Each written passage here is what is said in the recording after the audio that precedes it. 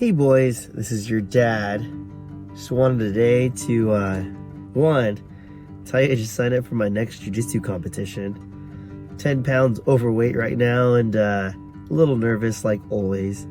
I find that being nervous is a good sign of that you're willing to grow as long as you don't let it stop you. And two, just to talk about like now, what do you do? We all have goals in our life, and competition, it's a tough goal. My jiu-jitsu instructor, he told me that if you want to lead people, you got to lead by the front and in the front. And I've been competing now for the last 2 years, and I hadn't competed since I was 17 years old before that. And, it does put a little bit of nerves in you, it's just a little scary. Just because, you have so much to risk. I'm older now, not as jumpy as I used to be, but it also puts you on an edge to where you're willing to grow and learn. It's going to force you to push yourself in ways that you are going to be able to handle the situation and get better. But what do you do from there, right? When you make a decision like compete and do something that's out of your comfort zone, what do? And the first thing in my head is that you just got to show up. Bottom line, ground zero, is you show up to things that are going to make you better.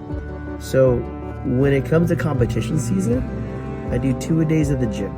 I have to do a cardio hour, or really a cardio 30 to 45 minutes, and then an hour once, twice a day, just to keep my weight down and keep my calorie intake high so I keep my strength.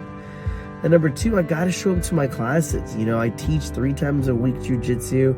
I do Fridays in Visalia, showing up there every week, dealing with those champions over there. And that's just something that I have to do. So bottom line number one is you show up, you make a commitment. You cannot let yourself down. You know what you have to do. Well, this is what I tell myself, by the way. I know what I have to do. I know what it's going to take. I got to make sure I do what's in my control to at least get me in the right position.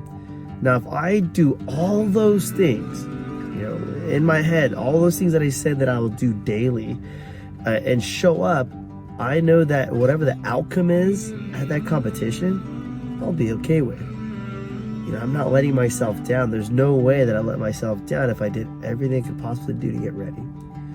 But if I fall short, then I'll have regret. And that's going to be something hard to deal with already.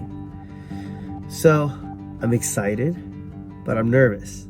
I'm always nervous, not sure if I'm good enough, if I'm really, in my head, you're always going to be in your head, at least some people are. Like, do I really have it? Do I have what it takes? Am I really good enough? These guys compete. And you start thinking these things in your head and you realize that no matter what, these people are just human.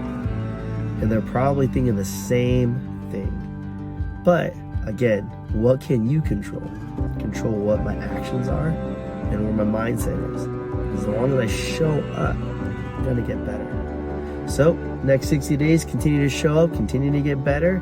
And by the time I get to competition, I'll be as ready as I can be. If I win, great, which I have won. And if I lose, great. I've really done a great job over the years, from winning and losing in business, family, jiu-jitsu, martial arts, especially when I was younger, is not let a win or a loss dictate where I go.